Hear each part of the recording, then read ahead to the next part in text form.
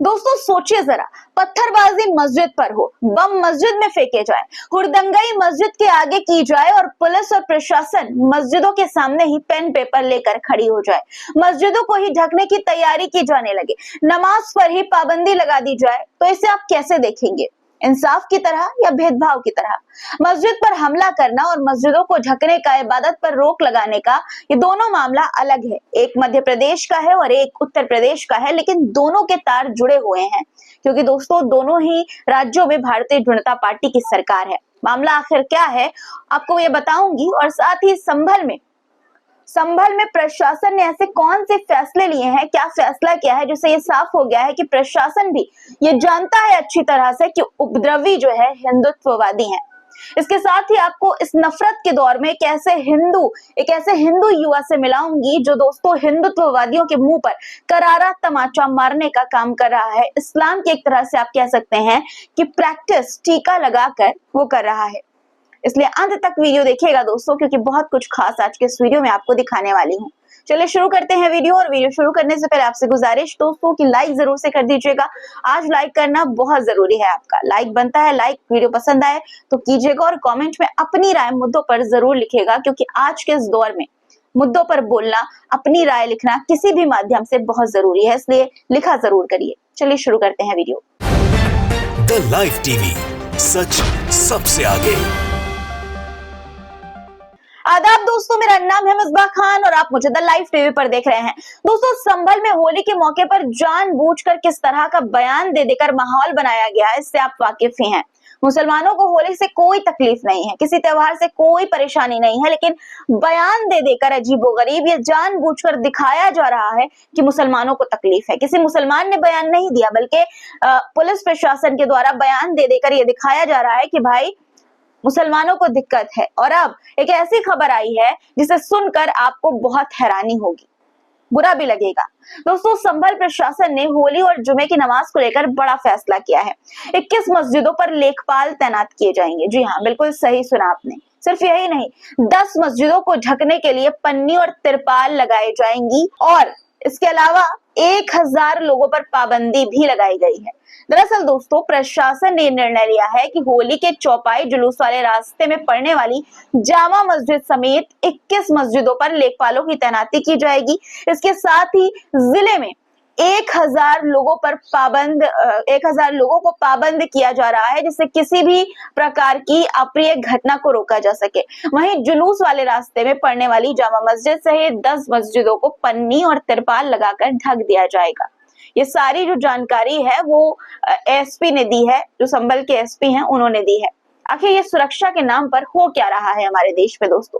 साफ साफ ये एक खास समुदाय को टारगेट करने की निशानी है, लेकिन टारगेट करने के चक्कर में आखिरकार बता ही दिया खुद संभल प्रशासन ने कि उपद्रवी कौन है, किसको किससे खतरा है। आप खुद सोचिए जरा कि संभल प्रशासन ने ये जो पन्नी और तिरपाल लगाकर मस्जिदों को ढकने का फैसला लिया है, इससे क्या ये साबित नहीं होता कि संभल प्रशासन भी ये जानता है कि कुछ उपद्रवी जुलूस के बहाने मस्जिदों को निशाना बना सकते हैं, छेड़छाड़ कर सकते हैं, पत्थरबाजी कर सकते हैं, क्या पता हमला भी कर दिया जाए और फिर बाद में मुसलमानों को ही गिरफ्तार भी किया जाए। क्योंकि दोस्तों दंगा भड़काता कौन है, पथराव कौन करता है, किस तरह की हरकतें, नारेबाजी कौन करता है और गिरफ्तारी किसकी होती है, किसे किया जाता है, किस समुदाय से लोगों को गिरफ्तार किया जाता है, ये एमपी वाली घटना से साफ हो ही गया है।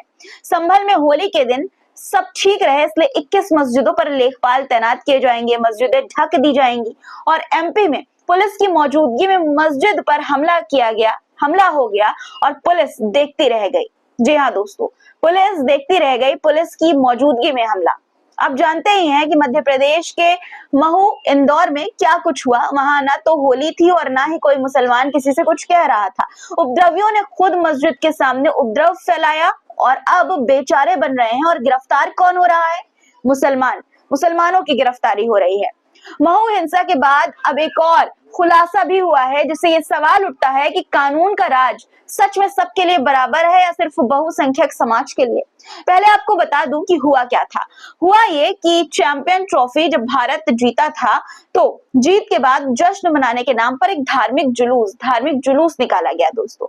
ये जुलूस जैसे ही जामा मस्जिद और महू के पास पहुंचा, वहां नारेबाजी शुरू हो गई। लेकिन मामला तब बिगड़ा जब मस्जिद के सामने आपत्तिजनक नारे लगाए गए, अंदर सुतली बम फेंका गया और पुलिस की मौजूदगी में नमाजियों पर पथराव किया गया दोस्तों। जी हाँ, ये बात मैं अपनी तरफ से नहीं कह रही हूँ, ये बातें खुद मौलाना जाबिर, जो जामा मस्जिद महू के इमाम हैं, उन्होंने बताई है। उन्होंने इस घटना पर साफ ये बताया कि मस्जिद के सामने मुसलमानों के खिलाफ आपत्तिजनक नारे लगाए गए, अंदर सुतली बम फेंका गया जिससे धुआं हो गया और अफरा तफरी मची। पुलिस की मौजूदगी में मुसलमानों पर पथराव शुरू किया गया। अब बताइए दोस्तों, पुलिस के सामने सब हुआ, लेकिन कार्रवाई पीड़ितों पर ही हुई, मुसलमानों पर ही हुई। इमाम साहब के इस बयान को शेयर करते हुए सोशल मीडिया पर भी लोग अब सवाल उठा रहे हैं। अली नाम के एक यूजर हैं जो ट्विटर पर बहुत एक्टिव रहते हैं, और उन्होंने क्या लिखा है इस मुद्दे पर आपको सुनना चाहिए। आपकी स्क्रीन पर ट्वीट है, देखिए। वो लिखते हैं कि पुलिस की मौजूदगी में हुनूद द्वारा मस्जिद में बम फेंका गया। पुलिस की मौजूदगी में हुनूद द्वारा नमाजियों पर पत्थरबाजी की गई और पुलिस ने पीड़ित मुस्लिम समाज के ही 12 मुसलमानों को गिरफ्तार किया। अब किससे न्याय की उम्मीद है? वाकई ये सिस्टम सबका है या ये सिस्टम जो है वो केवल बहुसंख्यक का है? ये सवाल उन्होंने उठाया है। दोस्तों, इंसाफ और जुल्म की हद देखिए। यहाँ पीड़ित मुसलमान है और उसी मुसलमान को आरोपी बनाकर 2 लोगों पर रासुका लगा दी गई है। जी हाँ, बिल्कुल सही सुना आपने, रासुका। इंदौर कलेक्टर एवं जिला दंडाधिकारी आशीष सिंह ने ये बड़ी कार्रवाई की है। इनके इशारे पर यह कार्रवाई हुई। थाना महू क्षेत्र में जिन्हें आरोपी बनाया गया है, उन दोनों रासुका जिन पर लगाई गई है दोस्तों, उनके नाम सुनिए। सोहेल नाम है और पिता का नाम है शाहिद कुरैशी, और एक का एजाज नाम है, पिता का नाम मोहम्मद रफीक। इन्हीं दोनों पर रासुका लगाई गई है। इन दोनों को ही चैंपियनशिप ट्रॉफी में भारत को जीत के जुलूस के बाद सांप्रदायिक उन्माद फैलाने का आरोपी बनाया गया है।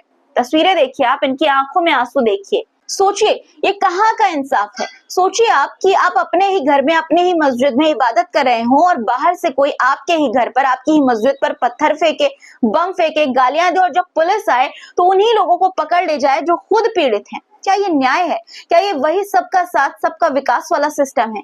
क्या हो रहा है हमारे देश में दोस्तों? गलती किसकी और गिरफ्तारी किसकी? क्या चल रहा है ये सब? अब जरा आप सुनिए कि कैसे पुलिस प्रशासन मुसलमानों को अपराधी बना रही है। जी हाँ, अपराधी बना रही है। एनडीटीवी की खबर है, इसमें साफ तौर पर यह बताया गया है कि प्रशासन की ओर से जारी दस्तावेज में यह कहा गया कि चैंपियन ट्रॉफी के फाइनल में भारत की जीत के बाद महू में जनता मोटरसाइकिलों पर तिरंगा लेकर विजय जुलूस निकाल रही थी, जिसमें बच्चे और युवा भी शामिल थे।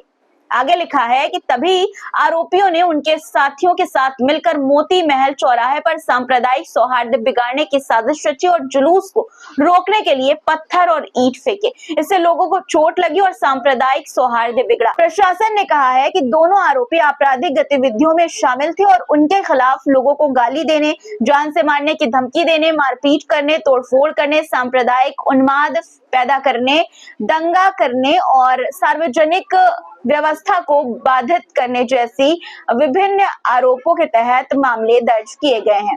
अब सवाल ये उठता है दोस्तों कि जब पुलिस वहीं मौजूद थी तो पत्थरबाजी और बम फेंकने वालों को क्यों नहीं रोका गया? उस वक्त जब मस्जिद पर नमाजियों पर पत्थरबाजी हुई, पत्थर चलाए गए, तो हिंदुत्ववादी उपद्रवियों को क्यों नहीं पकड़ा गया? क्यों नहीं पकड़ा पुलिस ने, जब पुलिस वहीं मौजूद थी?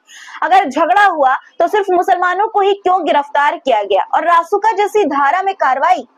एक वीडियो सामने आया है दोस्तों महू हिंसा का। पहले आप ये वीडियो देखिए जरा, इसमें दंगाइयों को आप साफ देख सकते हैं। क्या कोई टोपी वाला आपको तोड़फोड़ करता नजर आ रहा है? देखिए इस वीडियो को साफ तौर पर।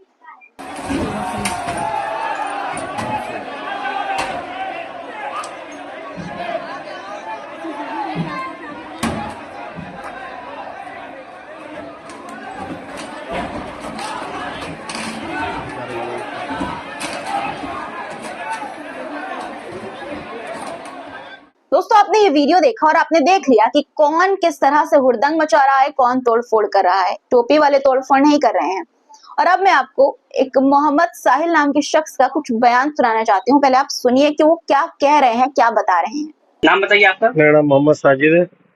साजिद भाई, क्या हुआ था उस दिन, क्या घटना उस घटी? दिन रात में हम यहाँ पर, हमारी शॉप है एमजी रोड पे, इस शॉप के बाहर ही मेरी और मेरे भांजे की गाड़ी खड़ी थी।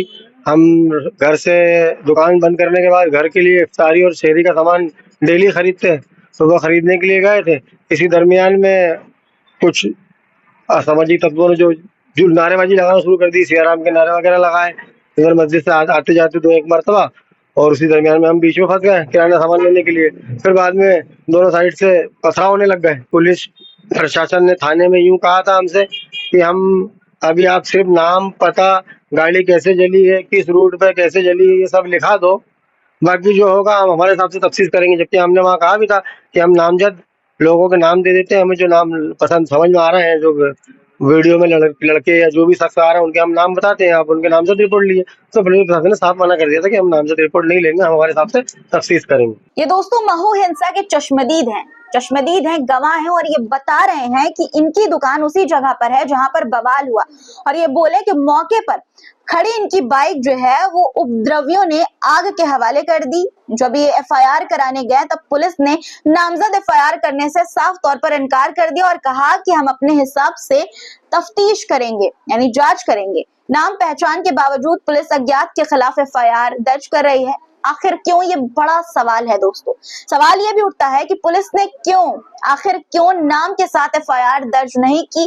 क्या पुलिस पर किसी तरह का दबाव है? क्या जानबूझकर ये दबाव बनाया जा रहा है पुलिस पर कि भाई वो हिंदुओं के खिलाफ नहीं, उपद्रवियों के खिलाफ, हिंदुत्ववादियों के खिलाफ नहीं, बल्कि मुसलमानों के खिलाफ कार्रवाई करे, उन्हें आरोपी बनाए। और यही वजह है दोस्तों कि मुसलमानों की गिरफ्तारी हो रही है।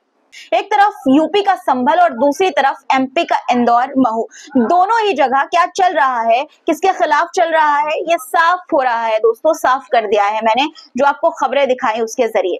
आज हमारे हिंदुस्तान का ये हाल है जिसे सेक्युलर कहा जाता है दोस्तों, वहां और मुसलमानों के साथ क्या हो रहा है आप खुद देख सकते हैं। और दूसरी तरफ पाकिस्तान है जिसके लिए ये कहा जाता है कि हिंदू वहां पर सुरक्षित नहीं है, उनके साथ अत्याचार होता है। वहां के हिंदू खुद ये मान रहे हैं कि उनके लिए बहुत अच्छा माहौल है वहां। ये मैं नहीं कह रही हूँ, बल्कि दैनिक भास्कर की खबर बता रही है। देखिए दैनिक भास्कर की एक खबर आपकी स्क्रीन पर, इसमें साफ तौर पर ये लिखा हुआ है कि एक पाकिस्तानी हिंदू ने ये कहा कि मैं हिंदू हूँ, पाकिस्तान में रहता हूँ, मुझे यहाँ कोई परेशानी नहीं है, हम खुलकर रहते हैं, त्योहार मनाते हैं, एंजॉय करते हैं, यहाँ की सरकार हमारे लिए प्रोग्राम करवाती है, हमें सिक्योरिटी देती है, हमारे आसपास काफी मुस्लिम रहते हैं लेकिन उनकी वजह से हमें कोई दिक्कत नहीं है। सुन लीजिए आप खुद उन्हीं की जुबानी, पाकिस्तानी हिंदुओं की जुबानी। इतने मस्जिदों में धमाके हुए, इमाम बारगाहों में धमाके हुए, लेकिन किसी मंदिर में धमाका नहीं हुआ। श्री भोलेनाथ को हाथ जोड़ के जाते हैं, कुछ भी नहीं होता, अच्छा डर वर नहीं लगता, हमारे लिए सिक्योरिटी भी होती है। इस खबर में दोस्तों जब आप आगे देखेंगे तो आपको पता चलेगा कि चैंपियंस ट्रॉफी की कवरेज के लिए जो दैनिक भास्कर के एक रिपोर्टर जब पाकिस्तान गए तो वहां पर एक लोकल जर्नलिस्ट ने उन्हें ये बताया कि आपको इस्लामाबाद में नहीं, इस वक्त कराची में होना चाहिए था, क्योंकि वहां पर जो है वो शिवरात्रि पर 25,000 से ज्यादा श्रद्धालु आते हैं। और मंदिर के बारे में ये मान्यता है कि वहां भगवान शिव की तीसरी आंख मौजूद है और वो किसी भी मुसीबत से कराची को बचा कर रखती है। ये जो रिपोर्टर थे दोस्तों दैनिक भास्कर के, जब वहां पर पहुंचे तो उन्होंने सोचा कि जो मंदिर है वो खराब हालत में होगा, उसकी हालत अच्छी नहीं होगी, लोग वहां पर डरते होंगे। इस रिपोर्ट में बताया गया है कि उन्होंने सोचा कि लोग डरते होंगे वहां पर आने से, लेकिन ऐसा कुछ नहीं था। जब वो वहां पर पहुंचे तो सारी गलतफहमियां दूर हो गई। मंदिर सजाया गया था, अच्छे से सजा हुआ मंदिर था और बाकायदा उन्हें मंदिर के अंदर जाने की परमिशन भी मिल गई कुछ ही सेकेंड्स में। सोचिए पाकिस्तान में मंदिर सजे हैं जहां के बारे में इस तरह की चीजें कही जाती हैं, इस तरह की खबरें आती हैं कि वहां पर हिंदुओं के साथ अत्याचार होता है, मंदिरों में तोड़फोड़ होती है। और जिस हिंदुस्तान में सबसे ज्यादा मस्जिद हैं, वहां की मस्जिदों पर पन्नी ढाकी जा रही है, उन्हें ढका जा रहा है, छिपाया जा रहा है। और ये माहौल हिंदुत्ववादी नेताओं ने हमारे देश में बनाया है, क्योंकि आज भी कुछ आम हिंदू हैं दोस्तों जो मुसलमानों को बहुत पसंद करते हैं, उनकी इज्जत करते हैं, भाईचारे पर यकीन करते हैं। ऐसे ही एक शख्स से मैं आपको आज मिलवाना चाहती हूँ। फेसबुक या इंस्टाग्राम पर आपने इनकी वीडियो जरूर देखी होगी। नाम है इनका पवन शर्मा। नहीं देखी तो आज देख लीजिए कि कैसे एक हिंदू माँ बेटे रमजान में रोजा रख रहे हैं। देखिए आप पहले जरा ये वीडियो, कि किस तरह से ये बातें शेयर कर रहे हैं अपनी। मैं कलमा मोहम्मद का पढ़ता रहूंगा, रहे मौत से मैं गुजरता रहूंगा, मेरा सर कलम कर दे चाहे जमाना। मम्मी मेरा सर कलम कर दे चाहे जमाना, जुबां काट दे फिर भी कहता रहूंगा, मोहम्मद के जैसा कोई नहीं। दोस्तों इफ्तार ही नहीं, सहरी में भी ये माँ बेटे कैसे मुसलमानों की तरह सहरी करके रोजा रखते हैं, जरा आप देखिए। माहे रमजान का 10वां रोजा हुआ पूरा और मम्मी कर रही है इफ्तार की तैयारी। मम्मी कौन सा रोजा पूरा हुआ आज? 10वां। माशाअल्लाह। माहे रमजान का 10वां रोजा हुआ पूरा, माशाअल्लाह, सुभान अल्लाह, अल्हम्दुलिल्लाह। मम्मी इतने दिन से भाई रोजे रख रही थी, आज मैं दिल से बहुत खुश हूँ। आज भाई एक चीज और, अल्लाह की भाई ताकत को भी मानता हूँ भाई। मम्मी इतने दिन से रोजे रख रही थी, आज 10 रोजे मम्मी ने रखे, मैंने मेरे कहने पे रखे थे भाई। मम्मी की तबीयत खराब थी, डॉक्टर ने भी मम्मी को बहुत कुछ बोला था। मम्मी जो वो होती है ना कि प्लेट्स होती है, क्या होती है, वो थोड़ी कम हो गई थी मम्मी की, तो वो स्टेज में भी बोला था। तो मम्मी का आज जो चेकअप हुआ भाई मैं करिश्मा मानूंगा अल्लाह का, ये बहुत बड़ा। मम्मी इतने दिन से भूखी है, सब कुछ है, पर मुझे अल्लाह पे यकीन था, मैं तो रख ही रहा था। मैंने मम्मी से बोला आप भी रख लो। अब दोस्तों एक और वीडियो मैं आपको दिखाना चाहती हूँ, और ये वीडियो पवन शर्मा का ही है। और नफरती जो लोग हैं, हिंदुत्ववादी जो लोग हैं, उनको उनकी ये बात जो है, पवन की ये बात जरूर जरूर जरूर सुननी चाहिए। सुनिए आप। महे रमजान चल रहा है मम्मी, महे रमजान, और इस महे रमजान को कोई आम महीना मत समझना भाई।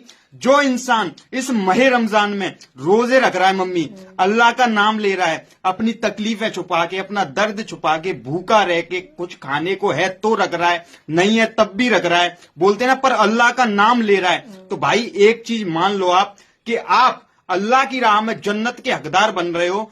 एक तरह से हम इसे कह सकते हैं कि कितने खूबसूरत अंदाज में ये लोग इस्लाम की प्रैक्टिस कर रहे हैं। हालांकि कुछ लोग ये भी कहते हैं कि लोग फेमस होने के लिए ऐसा कर रहे हैं, लेकिन चलिए दोस्तों, मान भी अगर ये लिया जाए तो कम से कम दिल से चीजें कर तो रहे हैं। और खुशी देखिए माँ बेटे का चेहरे का, किस तरह की खुशी है। और ऐसा नहीं है कि रमजान के मौके पर ही कर रहे हैं, रमजान के पहले भी इनके किस तरह के वीडियोज अपलोड होते थे वो आप देखिए।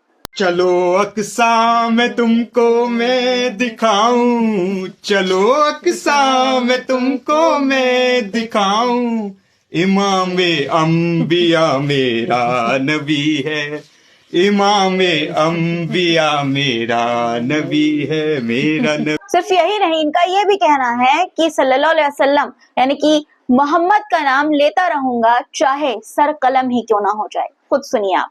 मैं कलमा मोहम्मद का पढ़ता रहूंगा, रहे मौत से मैं गुजरता रहूंगा, मेरा सर कलम कर दे चाहे जमाना। मम्मी मेरा सर कलम कर दे चाहे जमाना, जुबां काट दे फिर भी कहता रहूंगा, मोहम्मद के जैसा कोई नहीं।